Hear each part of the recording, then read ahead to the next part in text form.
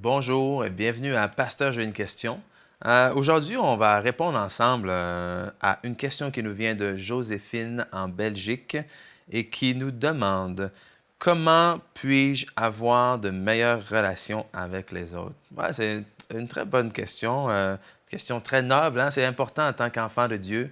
La parole de Dieu nous dit de vivre dans l'amour, donc c'est important pour nous, entre frères et sœurs, d'avoir euh, des bonnes relations, et non seulement entre frères et sœurs, mais avec tous les gens qui nous entourent. Donc, comment puis-je avoir de meilleures relations avec les autres?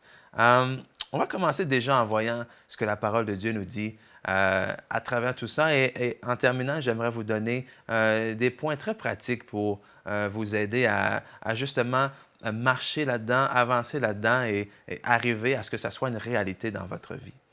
Donc, ce que la Bible nous dit en 1 Corinthiens 1, chapitre, ou plutôt verset 10, je vous exhorte, frères, par le nom de notre Seigneur Jésus-Christ, à tenir tous un même langage, à ne point avoir de division parmi vous, mais à être parfaitement unis dans un même esprit et dans un même sentiment. Donc oui, ici, l'apôtre Paul parle davantage de l'Église, des frères et des sœurs au sein de l'Assemblée, de la communauté, du corps de Christ, mais c'est quelque chose qu'on peut tenter de déployer, ou plutôt de vivre également avec les autres autour de nous. Hein? C'est certain que au niveau du langage, de la pensée, avec les incroyants ou ceux qui n'ont pas la même croyance que nous au niveau de l'Évangile, bon, est peut-être plus difficile d'avoir les mêmes pensées, mais n'en reste néanmoins que nous devons faire tout ce qui est en notre possible afin d'avoir des bonnes relations avec eux. Et c'est d'ailleurs ce que nous dit le verset suivant qu'on va lire ensemble, en Romains 12, au verset 18. S'il est possible, autant que cela dépende de vous, soyez en paix avec tous les hommes. Autant que cela dépend de vous, soyez en paix avec tous les hommes. Hein? Et des fois, on aimerait bien prier, hein, pour que le Seigneur change telle ou telle personne, hein, que telle personne soit un peu plus agréable, un peu moins arrogant, un peu moins désagréable, un peu plus souriant. Hein? Des fois, c'est nos prières, mais ici, ce qu'on lit, c'est qu'on a une responsabilité de faire ce qui dépend de nous. Amen. Ce qui dépend de nous. Une responsabilité envers nous d'être en paix avec tous les hommes. Donc, on peut dire que nous avons une responsabilité de faire tout ce qui dépend de nous afin d'être ou afin d'avoir une bonne relation avec les autres. Donc, comment est-ce qu'une telle chose peut être possible lorsque, justement, il y a tellement de gens, de styles de gens différents, de tempéraments différents, de goûts différents. Donc, comment est-ce qu'on peut arriver à vivre une vie en paix avec tous les autres? Donc, tout d'abord, premier point qui va peut-être peut-être vous sembler drôle, ça nous dit « aimez-vous vous-même ». Hein? Mon premier point, c'est quoi? C'est « aimez-vous vous-même ».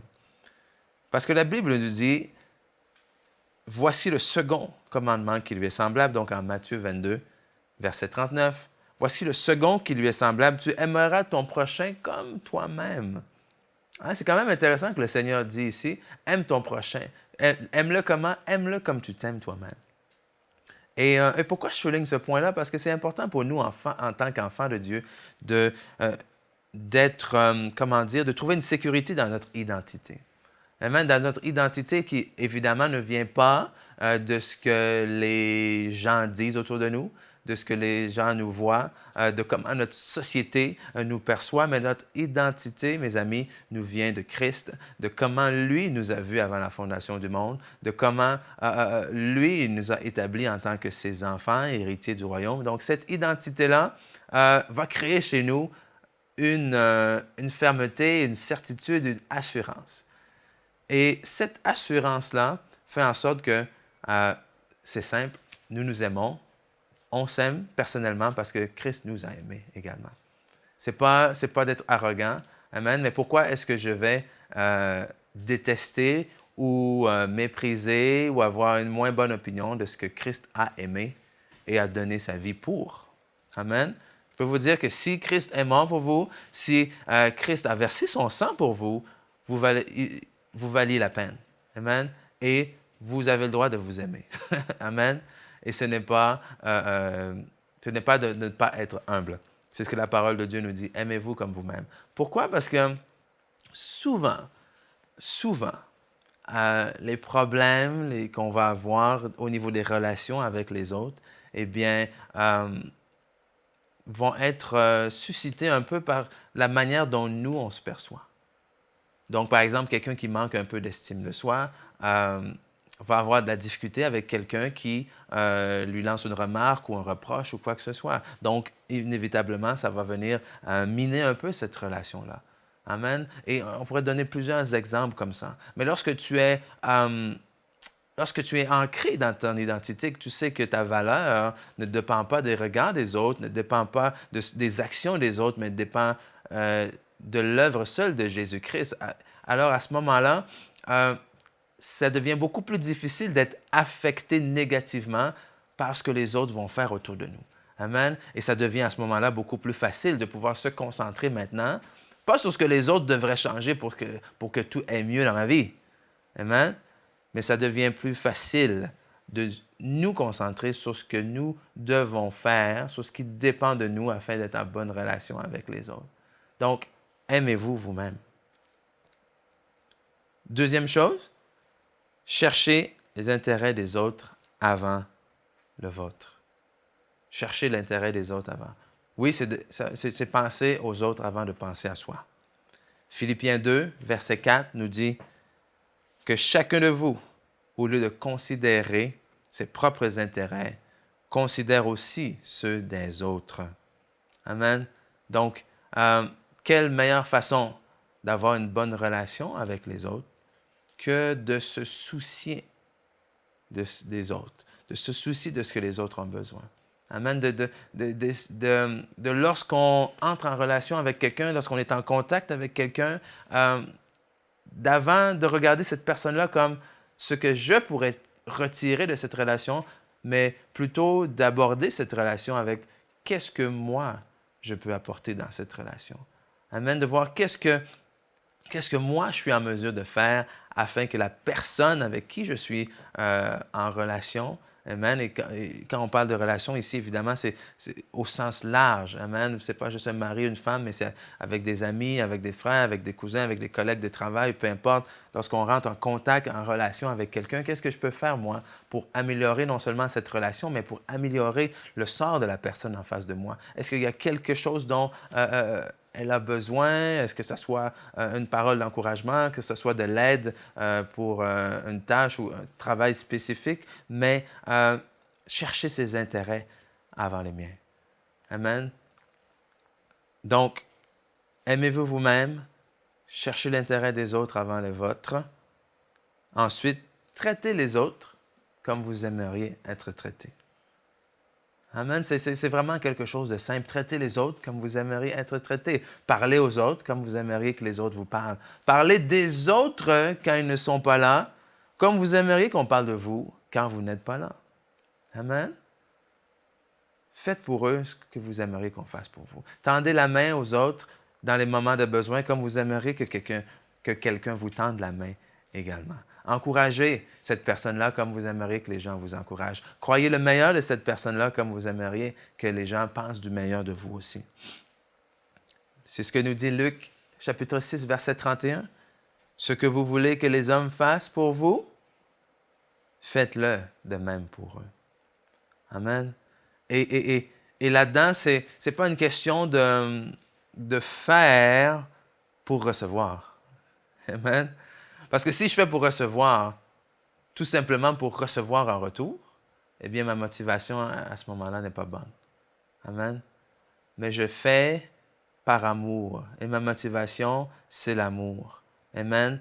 Et c'est cette question d'être capable de me mettre à la place de la personne en face de moi et de dire comment est-ce que moi, à sa place, j'aimerais qu'on agisse avec moi dans telle ou telle situation. Amen. Parce qu'on est appelé, on est en relation avec les gens constamment. Que ce soit au travail, que ce soit à la maison, que ce soit à l'église, que ce soit quand vous allez faire les courses. on entre en relation, que ce soit avec des gens, vous allez avoir des relations plus longues, plus profondes, plus courtes. Je pense à la dame au supermarché. Souvent, les relations, ça va être une relation, un contact très court.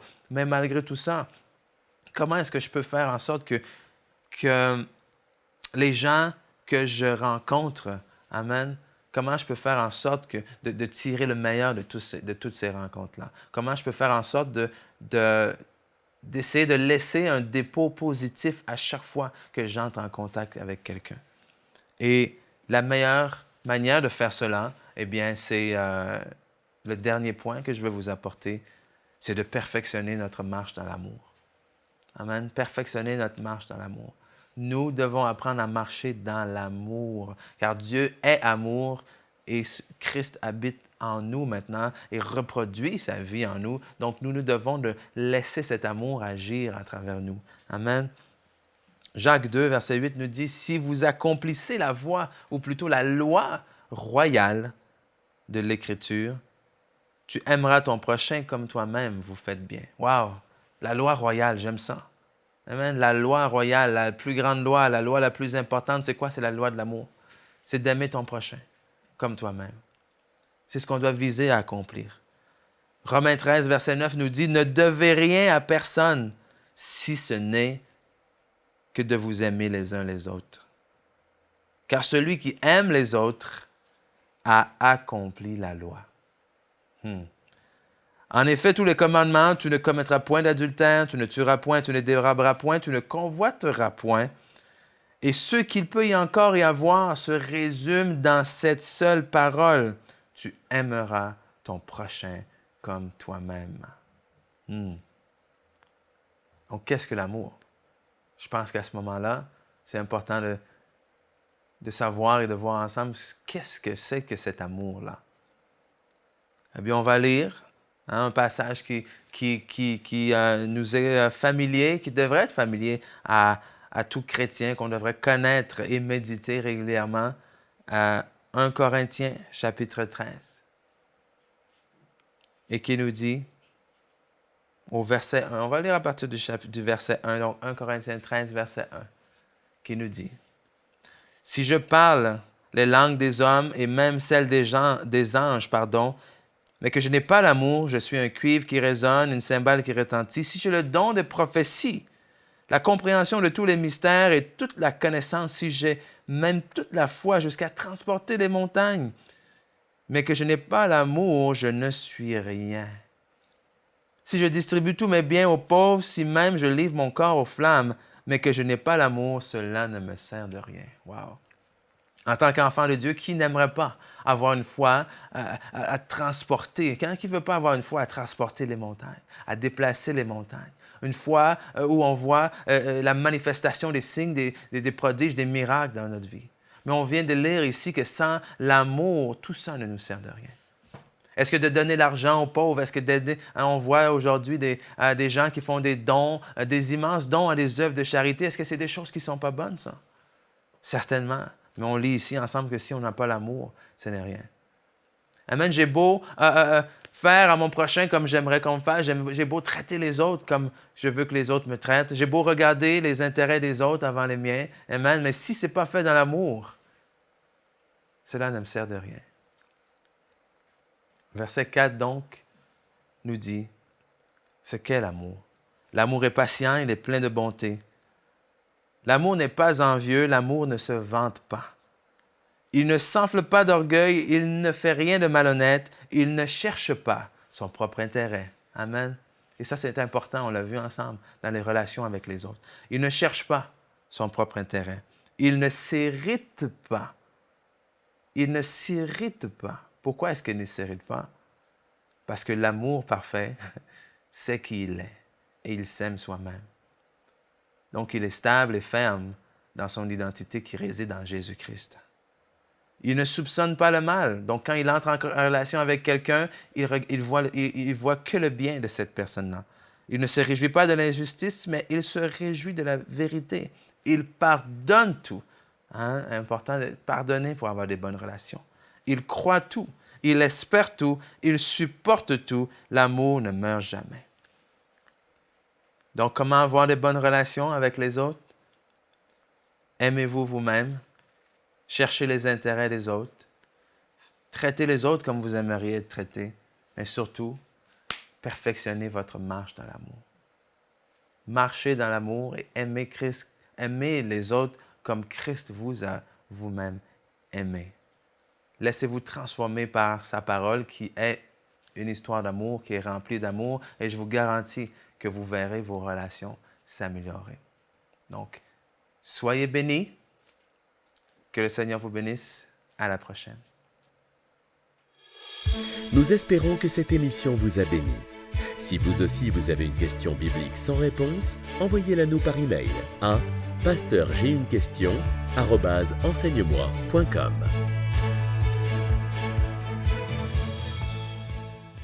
Cette émission est rendue possible grâce au précieux soutien des partenaires d'Enseigne-moi Canal International. Retrouvez tous nos programmes sur emcitv.com.